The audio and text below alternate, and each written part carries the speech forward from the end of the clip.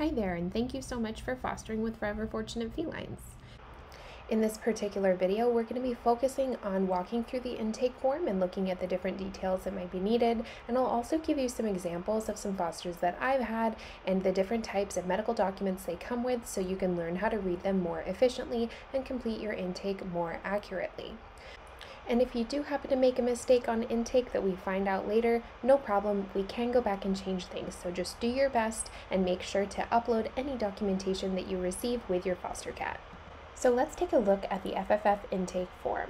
We'll have a little bit of direction at the top of the intake form. Note that there is information here about whether or not you might want to do an add form. So if you are doing intake for like a litter of kittens where you have one kitten and then the remainder of the kittens, you can use the add form, which is going to populate when you finish your first intake form. The add form is just going to be a shortened version of this questionnaire so that it can help to duplicate some of the information from the first kitten and use it for the rest. All right, we're going to start off first with some questions about your cat. If your cat already has a name, you're going to drop that name right here. And if they don't have a name already, then you're going to go ahead and pick one for them. Please upload one photo of your foster cat so that we can include that on their profile. It's really helpful when we know what kitties look like. You're going to include the sex of the cat. This may be something that you have confirmed on paperwork from animal control or wherever they came from, or you can also confirm and check yourself. If you're not sure, you're welcome to send pictures and we can sort this out for you in your messenger chat. Same thing comes here for cat age. The cat age may be documented for you on paperwork, or if you're not really sure, you can always ask us in your chat. Some good questions to consider are things like, is this cat a full-grown cat? What's the condition of their teeth or their general body condition? And can we determine anything from their physical attributes that may help to indicate whether they are a kitten, an adult, a senior, etc. Once you have an age estimated, you can guesstimate a birth date, or if you know the birth date, you can obviously put that here. Next, you're going to do the date entered rescue. When we're looking at breeds, for the most part, I'd say 90+% of the cats in our rescue are going to fall somewhere within these three categories of being a short, medium, or long hair. You can choose whether or not the cat has ever previously been dewormed. You may see this documented on some paperwork, or if you don't know if they've ever been dewormed, you can just select none. On their paperwork, it should also say whether or not they are declawed. Of course, you can also double check this by just looking at your cat and seeing if they have claws on both the front and the back. If they have all of their claws, we're going to consider that a none for declawed, or if they have ever been declawed, you can indicate whether it is front, back, or both declawed. Now we get to the part where we're talking about you. So you're going to include your full name here. You can then include your fostering neighborhood, where you live. So you have a big drop-down list, and you can also actually type into this box. So say I live in Bridgeport, so I could type in Bridgeport and be able to select it. Next, you'll include your phone number for us so that we can be able to send our automated text messages to you and also have contact numbers for you if we need to reach you for any reason. And then we get kind of back into some questions about your cat again. There are some times on occasion where we'll have cats who are unfortunately already deceased by the time we are completing intake for them. So if you do need to complete intake for a deceased cat, you can select that they're deceased and it will process it slightly differently, or you can just say that it's intake, or you can just leave that blank. And then we have questions about vaccinations. So this is asking if the cat's ever had a rabies vaccination before. If you've never had a rabies vaccination given, you can say none given, or you can also say if there's been one given valid for 1 year or valid for 3 years. Rabies vaccines are an annual vaccine typically, so for the most part we have them falling in this valid for 1 year category if they've received one, or they haven't received any.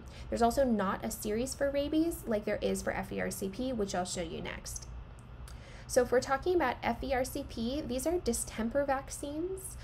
They can also sometimes be called CVR on paperwork, so you may see them written different ways. When we have kittens, we're going to be vaccinating those kittens 3 times, a series of 3 vaccines. Adult cats are going to only require 2 vaccines. So when it comes to choosing how many vaccines they've had, you need to read these a little bit carefully. Sometimes it can be kind of confusing. So let's open this up. So we want to choose our 1 month prime dose if only one dose has ever been given. This can be for kittens or adults. This second option where it says 1 month is going to say only if it's a kitten, they've had a prime dose and their first booster, and so they are covered for 1 month. But if it's a kitten, they require 3 vaccines, so they're not to the 1 year level of protection until they have had a prime dose plus 2 boosters. So this 1 year for a kitten would have to be if they've had prime dose and 2 boosters. If you have an adult cat, then they can either select 1 month prime dose if they've had just 1, or you can select 1 year prime and 1 booster, and that's going to be suitable for adults. You may see cats that are given vaccinations that have an expiry date that is 3 years from the initial vaccination, and so you can include that. Or you may have a cat that's never received any FERCP, and you can just select none given. Sometimes cats will be flea treated before they come to you, and so you can select what product they were flea treated with, or if they have not been flea treated, you can select none. And next you'll see that we're going to snap test these cats. Snap test can be called a few different things. Sometimes it's called FIV-FELV testing, sometimes snap testing, sometimes combo testing. But what we're going to want to look at is if they have never been given a snap test, we'll of course say none given. If they were negative for both, you can indicate that, or if they were positive for either, you can indicate that as well. Note that these are going to be listed though as FELV and then FIV for all of those results. If the cat has already been altered, you can select whether they were spayed if it's female or neutered if it's male, or you can select none if they're not altered. You can also indicate whether or not you believe the cat has ear mites, so this is a good reminder to go check your foster cat's ears. Next is a CACC ID. If the cat is from CACC, that's pretty easy. Normally it's going to be a number, instead of numbers, it's going to follow the letter A, and it's going to be at the top of their CACC paperwork. But if you have a cat that's not from CACC, then you're just going to actually tell us where the cat is from. So that answer could be something like Southern Illinois, Indiana, Kentucky, and you can indicate that here. If there's any other details we need to know about the cat, you can include that here. If the cat already has a microchip, you can include that information here. Sometimes on paper documentation it'll say microchip number, and sometimes it'll say tag number, and typically it's a fairly long number that's going to be anywhere from like 10 to 14 digits long. You can select whether or not the cat needs to be single or multi-household. This one, just of note, if you don't know the cat already, this might be hard to answer, but we can change this later. If it's a kitten, we're going to default that they must be multi-cat. If you know for a fact that the cat needs to be a single cat, you can indicate here, or if they need to be a single pet, you can indicate that here, or if it seems like they could be fine either way, you can indicate that here. We have 3 slots for you to be able to select the colors of your foster cat. You have to pick at least one color, and then once you kind of pick that first color, if they have a second and a third color, you can select those, or say like it's just a solid black cat, then you could say NA for colors 2 and colors 3. If you want to include what their coat is, you can select a coat as well, and you can select a size as well. Looking at age categories, we categorize kittens as any cat under 1 year old. Between 1 and 4 years is going to be considered young. Between 4 and 10 years is going to be considered an adult, and any cat over 10 years is going to be considered a senior. So you can select those age categories here. We do have a follow-up question for where the cat was acquired by, and so you can see a few more options on this one that's going to allow you to select, are they from Kentucky? Was it a stray? Are they from CACC? Foster buddies are experienced fosters that are going to be added into your messenger chat to just help be some, extra set of hands on board to answer your questions and help you out however you might need.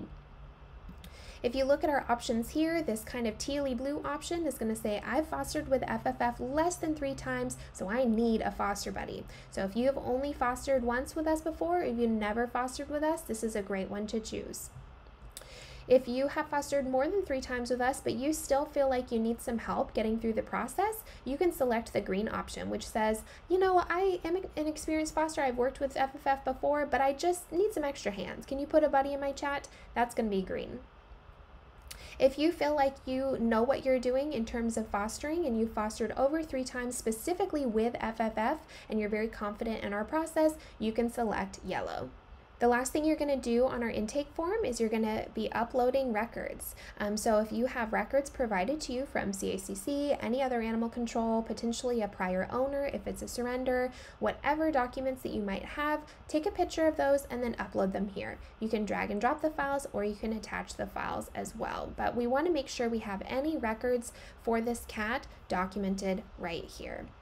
And once you're done with all that, you can just hit submit, and that will send it off into our database to start being populated so that we have your cat on record.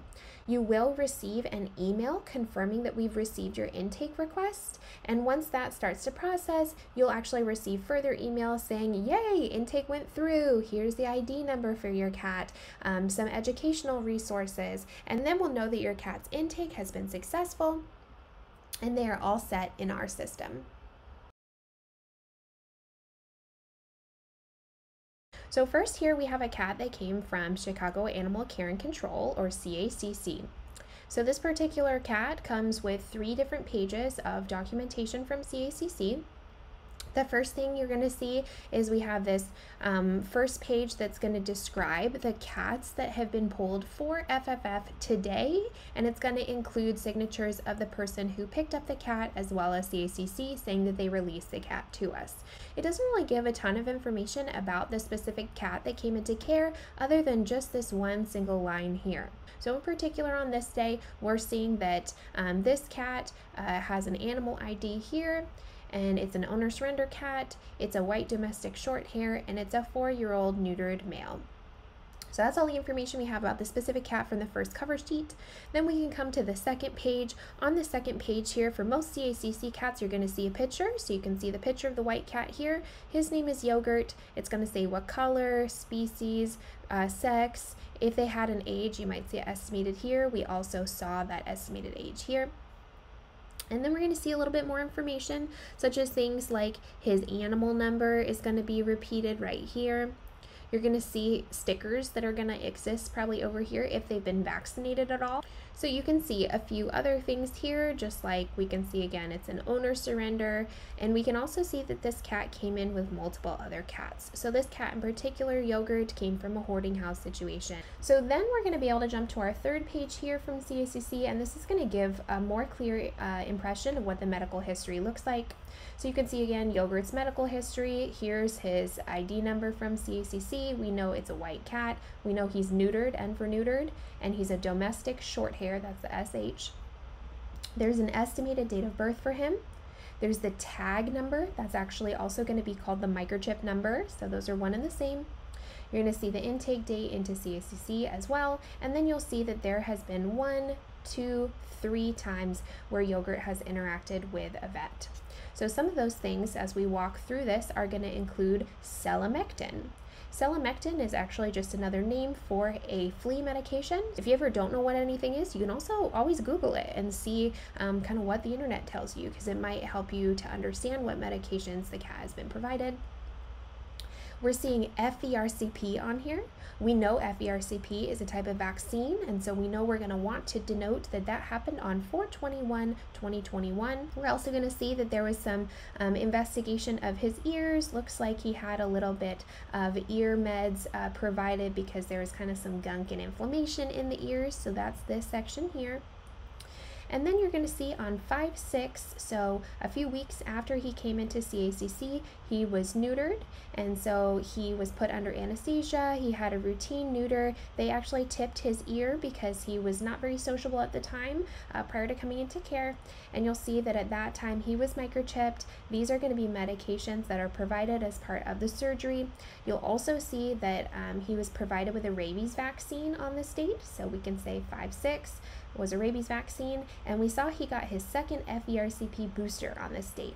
So because he's an adult cat, we know he has 1 FERCP here and 1 FERCP here, so he is completed on FERCPs. We also know he has rabies. We know he has a microchip. Okay, so this is a lot of good information for our intake form. And the last time where he interacted with vet care prior to being pulled into rescue is he had a SNAP test completed, and he was neg for FIV, FELV, and heartworm on his SNAP test. Okay, so let's look at another example of different types of documentation that you might see and how you want to read through those. So this kitten came from Kentucky, and she came from a place called Aspire, Appalachia. Her name is Snowflake. She is a domestic short-haired cat, and she has an estimated date of birth of 9/4/22, and so at the time of intake, she was about 4 months or so old. Okay, and so we also have a shelter ID for her provided here. We know again she came from Aspire, Appalachia, which is in Kentucky. And then we can walk through a little bit of what she has or has not been treated with yet. You can see here that the only kind of vaccination she's received are FVRCP vaccinations. She had one on 12/19, and then she had one on 1/7. And so because she's a kitten, she still required one more FVRCP to happen after that. When we look at the treatment history summary, you can see here that she was treated with Revolution Plus, also known as selamectin, which, as we just talked about, is a type of flea treatment. So she did receive some flea treatment prior to coming into our care. And then she was also treated with Panicur, or also called fenbendazole. And so this is a dewormer. And so you can see over here that they actually provided 1, 2, 3, 4, 5 days of Panicur for her. So these are the only 2 pages that came with Snowflake when she came into our care, which means this is all she's had. So what we can glean from this is we have her date of birth and our estimated age. We know she's an intact female, so she's still going to need to be spayed. She's only had 2 of the 3 vaccines that she needs for FVRCP, and she has no rabies vaccine. We see no evidence of a microchip. We have seen some dewormer and flea treatment, but basically she's still got a little bit of vetting to do. So we can just record what we have, and then we'll put none for everything else so that we know that we still need to pursue further medical care for her. So the last example I want to give you is an example of a not so great documentation. So a few years ago, I got this 6-pack of kittens. So in this instance, we had some kittens that were like 4 to 5 months, and then we also had kittens that were 8, 10, maybe 12 weeks old, and they put them all together and said, this is a litter. If you have differing ages, this is going to be a situation where you might want to do intake forms separately for each of these cats, because then you can have the correct ages provided for each of them. We really don't have a lot of information on this form. What we do know is we know they came from Quincy, Illinois, so they came from the veterinary clinic down in Southern Illinois. We know they're an owner surrender, and we have the date of when that surrender happened. We note that they have all had amoxicillin drops. We're not going to ask this kind of question on our intake form, but it is important to note that they might have previously been treated for an upper respiratory infection. So we don't really have a lot to put on our intake form, just kind of these 3 pieces here. So you'll see here it says the cats were dewormed, and it says they were flea treated. It's a little questionable for me personally whether or not I'll actually say on my intake form that they have received both flea treatment and dewormer. Unfortunately, from my personal experience, they've oftentimes not actually been adequately dewormed and have come with worms still. So even if you want to say yes, that they have received both of these things, just note that when we don't have extra details on the forms indicating what they've received, sometimes we need to redo those treatments again. The only other thing we can include on our intake form is going to be whether or not they've been combo tested, and in this case they did report that they have had a FELUC combo test, which is that FIV and FELV testing, and all of them were negative. This is another one of those things where we sometimes see for this quote-unquote litter, which again, these are not all necessarily related cats, they'll test one of the cats and use that result for all 6 of the cats, which, because these are literally not related cats, we'll probably need to redo that testing as well. So report all of these things to the best of your ability. This is literally all we have for these kittens, but just note that sometimes we do need to redo things because we don't have enough information from the original animal control.